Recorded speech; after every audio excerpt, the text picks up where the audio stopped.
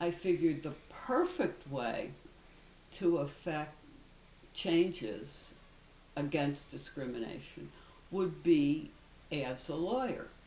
I was the only woman in my law school class. I did feel like a pioneer every day when I went to school. Today, many people practice employment law, practice discrimination law, practice civil rights law.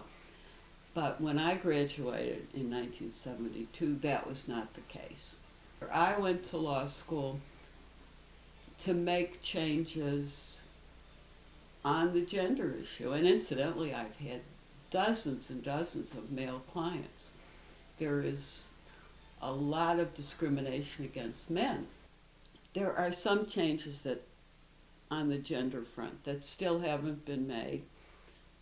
But now I realize that I have to be patient, and I'm 75. I plan to live another 75 years. So I want to see all this happen. But patience is required. People are still, I think, raising their children with gender role stereotypes. I've had, not too long ago, and they definitely want to find me in Wegmans or in the post office or on Warren Street or in an airplane to tell me this. You know, Karen, boys and girls are different. Indeed, say I. And someone said to me not so long ago, my 2.5-year-old daughter likes princess costumes. You know, likes wearing pink tutus and carrying a wand and wearing a princess crown and so on. To which I'm such a smart aleck, I say, and does she go shopping for herself? You know, how did she get these outfits? So that kind of ends the conversation. My career was kind of set out for me. People referred cases to me from all over the country, actually internationally too. So I had from the start a really exciting career. The main type of case that appeals to me is something that's going to change the law. I was the 4th national president of NOW. I had been on the board of NOW, National NOW, and I always thought I would love to be president. You know, I love to be the head of things because you get to make policy. What I liked was I was instantly on the national map. If I want to meet with someone, chances are they'll meet with me. That is not true of most people. It's not because I'm smarter or it's not because I'm even pushier. It's because I'm well known, I guess. NOW created that for me. We in the feminist movement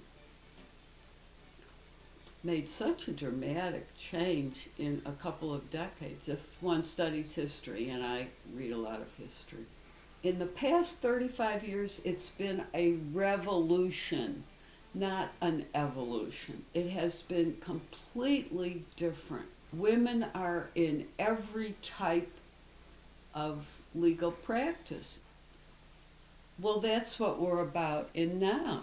We want to change proper sex roles or expected sex roles. So I felt we should be allies with the gay rights movement.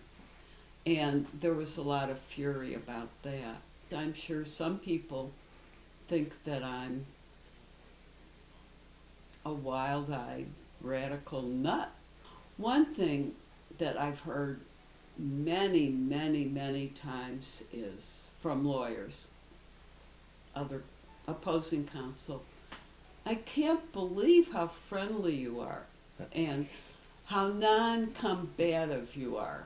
I concluded long ago, when I became a lawyer, that it was hard enough that I was female.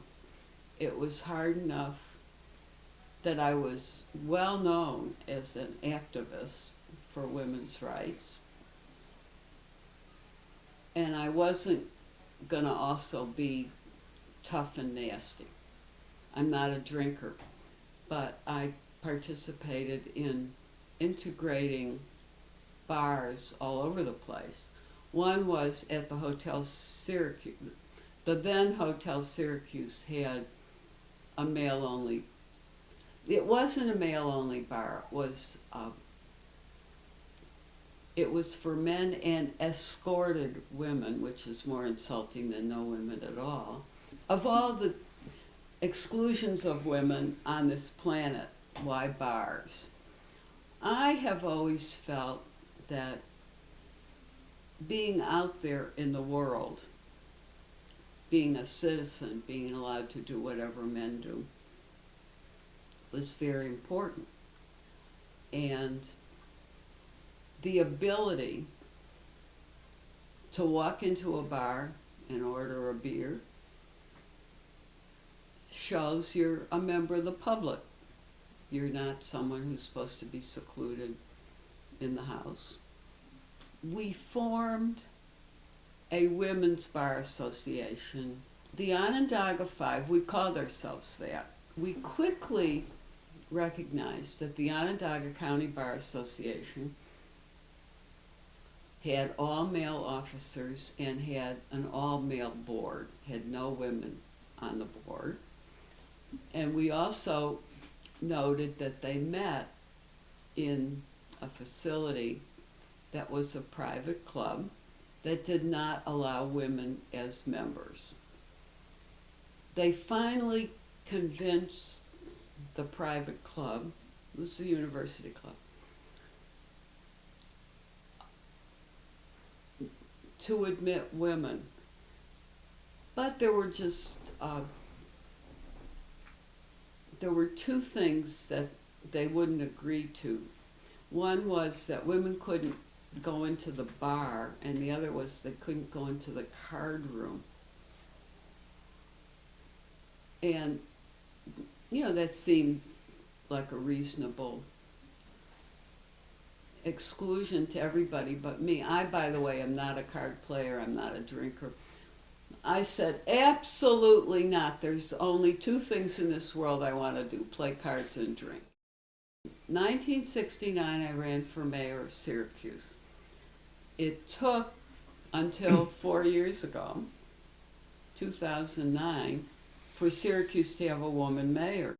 One of the things I wish I had known was that change doesn't happen overnight, and that we should all be much more patient.